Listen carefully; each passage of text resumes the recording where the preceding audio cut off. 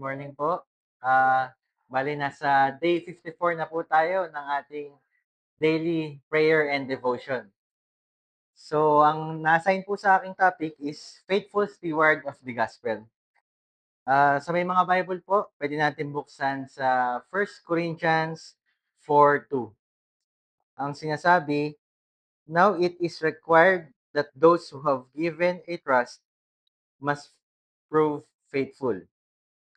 Yung context po nito sa Bible, nung si Paul po ay nagsulat sa church in Corinth, ina-address po niya yung pride and divisions, reminding them na ang true leadership is about service and faithfulness. So, dako po tayo sa ating first point, which is understanding your responsibility. Sabi po sa Bible, Paul and other leaders are described as stewards. Meaning po, entrusted sila ng God's message and responsibilities. Once we commit our life to the Lord, we should understand the responsibilities na inatas ng Lord sa atin. In church, this may be in form of leadership, ministry, preaching, or sharing the gospel. Yes po, responsibility po natin yan. And we, in this world, di naman ganun kadali ang mag-commit. Isa to sa mga problema natin ng mga tao. Hirap na hirap mag-commit. Madalas tumatanggi agad sa responsibility,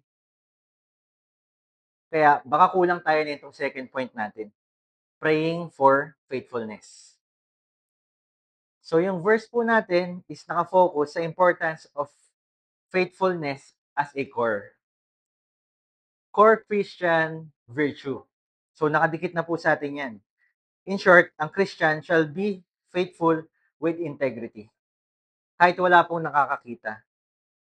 Di lang po sa ating ministry, but sa lahat po ng area ng buhay natin. Hindi po madali. Kaya kadikit po nito ang panalangin. Let's humble ourselves to the Lord. Sabihin natin sa Kanya na kailangan natin siya, and to whatever circumstances, may He guide us to remain faithful steward of the Word. And patuloy na bigyan tayo ng tiyaga to pursue what He called us to do. Third point po natin is being accountable. Highlighted din po sa verse na to yung accountability in leadership or entrusted with responsibility. Not just to human, but to God. Dito po pumapasok yung isa sa mga main issues natin sa church. Sa mga leaders. Yes, we are leading people, and dito po, we should understand na prone tayo sa judgments. Human opinions that may affect our emotions and eventually affects our commitment to the Lord. In this regard po, I'm not accepting myself to this issue, but a reminder to us leaders. Kung ano man po yung problem natin sa tao, consider it na devil is striking again. We should recognize it. Rebuke the work of evil. Pinag-pray na natin sa Lord, let's remain faithful and don't let your guard down. And stand firm with the Lord. Tandaan natin, hindi tao ang pinupuntahan natin sa church. Don't let anyone be the cause why you leave the church. They're not the reason why you go to church in the first place. It is Jesus.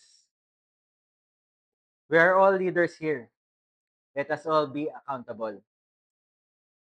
So with that po, sana mas strive pa natin maging faithful sa Lord in our daily lives, whether in our job, relationship, and service to others. So let's pray po. Lord, pinapapurihan ka namin at pinasasalamatan sa araw na to na binigay ninyo sa amin. Salamat Lord sa buhay ni Paul na naging reminder sa amin sa importance of faithfulness and humility in service. Ngayon, alam na po namin na ang mga dapat na karakteristik ng good steward, not just in name but in action. May we apply this devotion, Lord, sa buhay namin. This we ask. In Jesus' name we pray. Amen. Maraming salamat po sa pagsama sa akin ngayong araw. At bukas po, abangan ulit natin ang day 55 ng ating daily prayer and devotion.